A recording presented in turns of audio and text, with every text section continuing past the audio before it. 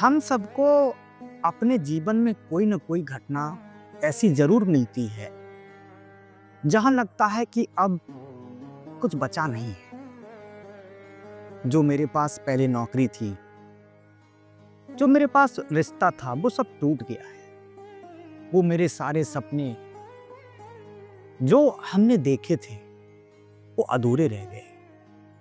और तब हम सोचते हैं कि काश ऐसा न हुआ होता। लेकिन आपको पता है, कुछ साल गुजर जाने के बाद जब हम अपनी यात्रा को पीछे मुड़कर देख पाते हैं ना, तो वो काश वाला दर्द हमें मिलता है। तब आप उस दर्द को धन्यवाद कहते हो और कहते हो कि अगर ये काश वाला जो दर्द है ना, अगर ये हमें नहीं मिलता तो शायद हम यहां तक नहीं आ पाते। और एक सच्चाई मैं आप लोगों को बता देना चाहता हूं कि दर्द जो है ना, वो बहुत क्रूर लगता है, लेकिन सबसे बड़ा ईमानदार गुरु है तो वो दर्द है। दर्द आपको किसी झूठे अंधकार से निकालकर हमेशा सच्चाई में धकेल देता है। दर्द दिखावा नहीं करता है, और न दर्द ये दिखाता है कि हम कौन हैं। नहीं नहीं, हम तो आपके साथ दिखावा करेंगे ना। दर्द के पास कोई दिखावा नहीं है, वो बिना मुखौटा के आपके साथ रहता है। अब आप सोचो कि जैसे आग में सोना को तपाते हैं, तब जाकर सोना जो है वो शुद्ध बनता है। वैसे ही हमारे जीवन में जो कठिनाइयां आती हैं ना, जो बड़ा सा बड़ा दर्द आता है ना, वो हमें मजबूत बनाता है। एक बार एक मजदूर हमारे यहाँ काम कर रहा था, तो मैंने कहा भैया बहुत ज्यादा धूप हो रही है, आप एक काम करो, थोड़ी सी छांव में आ जाओ। मजदूर ने 2 लाइनें कही। मजदूर ने कहा कि भैया जब तक मुझे धूप में झुलसना नहीं पड़ा ना, तब तक मुझे छांव की कीमत नहीं समझ आई थी। अब सोचो, यही तो जीवन का सार है। जब तक हम गिरते नहीं है ना, तब तक हम उठ नहीं पाते, तब तक हम सीख नहीं पाते। हम अपने भीतर की खाली जगहों में झांकना नहीं सीखते जब तक कोई हमें छोड़कर नहीं जाता। और एक बड़ी बात मैं आपको बता रहा हूं कि जब तक हमें अपमान नहीं मिलता ना, तब तक हम विनम्रता का मूल्य तक नहीं जानते हैं। हमें कब विनम्र रहना है, ये तब हमें कब पता चलता है जब आपको अपमान मिले। एक छोटा सा उदाहरण मैं आपको दे रहा हूं। हम सब बचपन में जब छोटे थे तो साइकिल चलाने का बड़ा शौक हुआ करता था। हम बड़े भैया से, पिताजी से, माताजी से बार बार कहते थे कि मुझे साइकिल चलाना है, मुझे साइकिल दे। बड़े भैया, पापा, पिताजी कहते थे कि ठीक है, बड़े हो जाओ, उसके बाद तुम्हें साइकिल दिला दूंगा। अब कभी कभी साइकिल नहीं मिलती थी तो यार दोस्तों की साइकिलें जो आती थी, हम उनसे चलाना सीखते थे।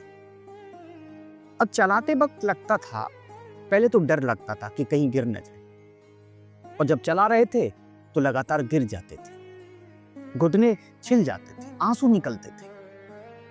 माँ जब उसको देखती थी तो माँ चिल्लाती थी कि धीरे से चलाया करो साइकिल, सावधानी से चलाया करो। लेकिन साइकिल के प्रति जो हमारा दृढ़ संकल्प था ना कि मुझे सीखना ही सीखना है, हम फिर साइकिल को पकड़ते हैं और हैंडल पकड़ते हैं और दोबारा कोशिश करते हैं। और एक दिन वो आया जब हम लोग बिना गिरे साइकिल चलाना सीख जाते हैं। अब आप बताओ, ये हर किसी के जीवन में घटना घटी है। जितने भी लोग हमें सुन रहे हैं, हर व्यक्ति ने साइकिल चलाने से पहले दर्द को सहा है। छोटी घटना है, लेकिन जीवन का सार यहीं पर है। अब आप मान लो, अगर आप पहले दिन साइकिल से गिर गए और आप कहो कि नहीं, अब हम कभी जीवन में साइकिल नहीं चला पाएंगे, तो आप कभी साइकिल चलाना सीख पाते? कभी नहीं सीख पाते। यही तो जीवन का नियम है। याद रखना, बिना गिरावट के संतुलन का जन्म नहीं होता है। और एक और सच्ची घटना मैं आपको बता देता हूँ।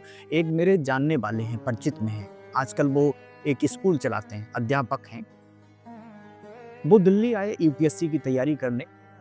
कहा कि ठीक है, हम यूपीएससी की तैयारी करेंगे, आईएएस अधिकारी बनेंगे। घर से निकलना हुआ। 4 से 5 साल यहाँ दिल्ली में रहे, उन्होंने तैयारी की। जब भी रिजल्ट आता तो गांव के लोग पूछते, अड़ोसी पड़ोसी पूछते, क्या रहा भैया, कब डीएम बनोगे? हंसते रहे लोग।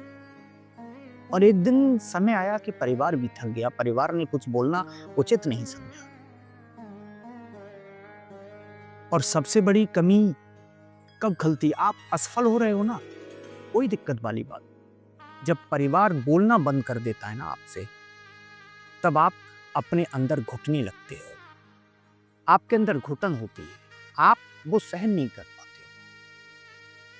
लेकिन उन व्यक्ति ने रुकना नहीं चाहा। वो चाहते तो घर पर आके खेत खलियान संभालते, लेकिन उन्होंने कहा नहीं। उन्होंने कहा कि शायद मेरी असफलता मुझे किसी और मंजिल तक ले जा रही है। सोचिए, एक व्यक्ति जिसका परिवार थक गया है, बोल नहीं रहा है, मोहल्ले, पड़ोस, गांव के लोग उस पर हंस रहे हैं, और उसकी सोच कि मेरी असफलता शायद मुझे किसी और मंजिल की तरफ ले जा रही है। आप सोचिए कितना बड़ा मोटिवेशन है। और मुझे कुछ समय के बाद पता चला कि उन्होंने अंततः एक स्कूल खोला है, जहां पर उन्होंने गरीब बच्चों को मुफ्त शिक्षा देने का फैसला किया है। गांव के लोग फिर हंस पड़े कि जब बच्चों को फ्री ही पढ़ाओगे तो कमाओगे क्या? उन्होंने कहा कोई बात नहीं। आज की स्थिति, आज सैकड़ों बच्चों का भविष्य उस आदमी की नाकामयाबी पर टिका है। और वो अब डंके की चोट पर कहते हैं कि अगर मैं पास हो गया होता तो शायद दूसरों को उठाने का अर्थ मैं कभी नहीं समझ पाता। और मेरे बंधुओं, यही तो दर्द का शिल्प है। एक लाइन अपने जीवन में जो मैं बोलने जा रहा हूं, इसको बांध लेना। जब भी तुम्हें दर्द हो ना, तो ये मत समझना कि दर्द तुम्हें तोड़ रहा है, बल्कि ये समझना कि ये दर्द हमें मजबूत कर रहा है, दर्द हमें तराश रहा है। नाकामयाबी रास्ता नहीं रोकती, हमेशा आपका रास्ता बनाती है, बस दिशा बदल देती है। और जब दिशा बदल गई, सही दिशा मिल गई आपको, तो मंजिल खुद चल कर आती है। इसलिए मैं आप लोगों से कह रहा हूं कि जब भी जीवन में तुम्हें लगे कि मैं तो किसी बड़ी मुसीबत के बीच में खड़ा हो गया हूं, बिल्कुल मत घबराना। थोड़ा रुकना, अपने आराध्य, अपने पूर्वज, अपने ईश्वर को याद रखना, याद करना, नाम जप करना, विश्वास अपने अंदर जगाना, थोड़ा रुकना, सांस लेना, और खुद से कहना, ये जो हो रहा है वो मेरे खिलाफ नहीं हो रहा है, वो मेरे लिए हो रहा है। क्योंकि जो तुम्हें गिराता है वही तुम्हें उठना सिखाता है, और जो तुम्हें खाली करता है वो तुम्हें भरना सिखाता है। और याद रखना, जो तुम्हें रुलाता है ना, वही बाद में तुम्हें मुस्कुराने की ताकत देता है।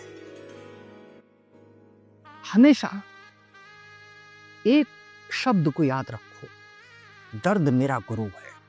दर्द से बड़ा गुरु इस दुनिया में कोई नहीं। और दर्द वो गुरु है जो कभी आपसे झूठ नहीं बोलता। और जब आपको लगे कि मैं तो एक असफल व्यक्ति, नाकामयाबी व्यक्ति, तब याद रखना कि नाकामयाबी वही रास्ता है जो अंततः सफलता के द्वार पर पहुंचता है। इसलिए जब जब आपको घुटन महसूस होने लगे, जब जब आपके अंदर से आवाज आने लगे कि मैं तो हार रहा हूं, मैं तो अब तड़प रहा हूँ, अब सहा नहीं जा रहा है, तब तब अपने ईश्वर को याद करना। ईश्वर तुम्हें संबल देंगे, ईश्वर तुम्हें दिशा देंगे, रास्ता देंगे और मंजिल तक पहुंचाएंगे। हो सकता है कि जिस काम को आप कर रहे हो वो काम आपके लिए नहीं बना हो, उससे बेहतरीन काम आपका इंतजार कर रहा हो। उसको बताने वाले आपके ईश्वर होंगे।